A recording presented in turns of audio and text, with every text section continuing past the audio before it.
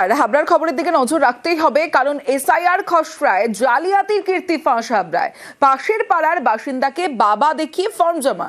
2002 এর ভোটার তালিকায় বাবার নাম না থাকায় এই কীর্তি, কিন্তু কিভাবে পুরো ঘটনা সামনে এলো, তারপর কি ব্যবস্থা নেওয়া হলো জানবো। জিয়াউল আলম রয়েছে আমার সঙ্গে। জিয়াউল, দেখো, এসআইআর একেবারে খসড়া তালিকা ইতিমধ্যেই কিন্তু নির্বাচন কমিশন তারা ওয়েবসাইটে বার করেছে।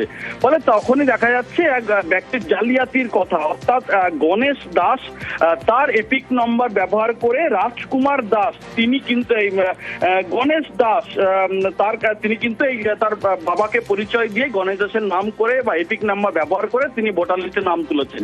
এখানেই বাদ যাচ্ছে, অর্থাৎ এই রাজকুমার দাস গণেশ দাসের ছেলে, তার স্পষ্ট বক্তব্য যে সবটাই জালিয়াতি হয়েছে এবং তারা যখন এই নতুন করে খসড়া তালিকার সামনে আসে তখন নজরে আসে এবং তখনই বিডিওর কাছে কমপ্লেন করে যে তার বাবার নাম ব্যবহার করে এই গণেশ দাসের নাম ব্যবহার করে রাজকুমার দাস তিনি এই নাম তুলেছেন। কিভাবে নাম তুললেন, কার গাফিলতি তুললেন, ইতিমধ্যেই কিন্তু সবটাই জালিয়াতির অভিযোগ তুলে ইতিমধ্যেই কিন্তু বিডিওর কাছে অভিযোগ দায়ের হয়েছে। বিডিও ইতিমধ্যেই তদন্ত শুরু করেছে যে কিভাবে রাজকুমার দাস এই গণেশ দাসের এপিক নাম্বার ব্যবহার করে কোথা থেকে পেলেন, সবটাই তদন্ত করে দেখা হচ্ছে।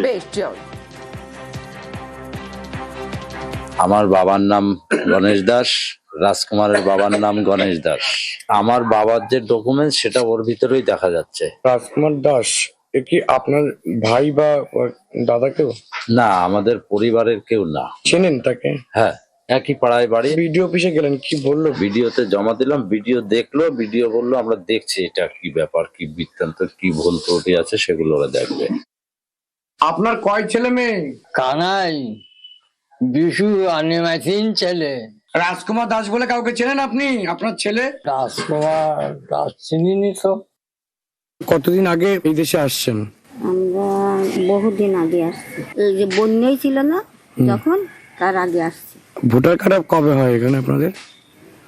সেইটা আমি বলতে পারলাম না। আপনার স্বামীর নাম? গণেশ দাস। বিশু দাস একটি অভিযোগ করছে যে তার বাবার ভোটার কার্ড এপিক নাম্বার ব্যবহার করা হয়েছে, এটা কি আপনি জানেন? না। অন্যদিকে আবার খসড়ায় জীবিত হলেন মৃত নিমতার বাসিন্দা ভোটার, আতঙ্কে রীতিমতো। এসআইআর ফর্ম ফিল আপের পরেও গড়মিল। দমদম উত্তর বিধানসভা কেন্দ্রের ভোটারের এমনই অভিযোগ, কিন্তু তিনি ফর্ম ফিল আপ করেছেন তারপরেও জীবিত হলেন মৃত।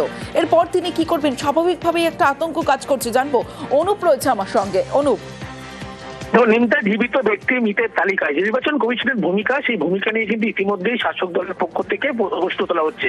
110 উত্তর দমদম বিধানসভা কেন্দ্রের 122 নম্বর পার্টের ভোটার বলি কিন্তু নির্দিষ্ট সময়ের মধ্যে এসআইআর ফর্ম অনলাইনে তিনি ফিল আপ করেছিলেন, অফলাইনে ফিল আপ করেছিলেন, বিএলওর কাছে গিয়ে কিন্তু পরবর্তী ক্ষেত্রে জমা পর্যন্ত এসেছিলেন। সেই ফর্ম কিন্তু সঠিক গণ্য স্ট্যাম্প মেরে পরবর্তী ক্ষেত্রে কিন্তু করে ফেরত দেন।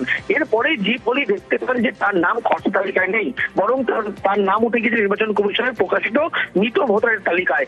এরপরে তিনি চিন্তিত হয়ে পড়েন, আতঙ্কিত হয়ে পড়েন। তারপর তিনি তার স্বামী ফর্ম ফিল আপ করেন এবং তিনি দাবি করেন স্বামী ফর্ম ফিল আপ করলে তার মৃতের তালিকা এসেছে। এখন কি করণীয় তিনি কিন্তু বুঝতে পারছেন না। নির্বাচন কমিশনের ভূমিকা সে নিয়ে প্রশ্ন তুলছে। অন্যদিকে শাসক দলের পক্ষ থেকে গোটা বিষয় দিয়ে কিন্তু নির্বাচন কমিশনের ভূমিকা নিয়ে প্রশ্ন তুলছে।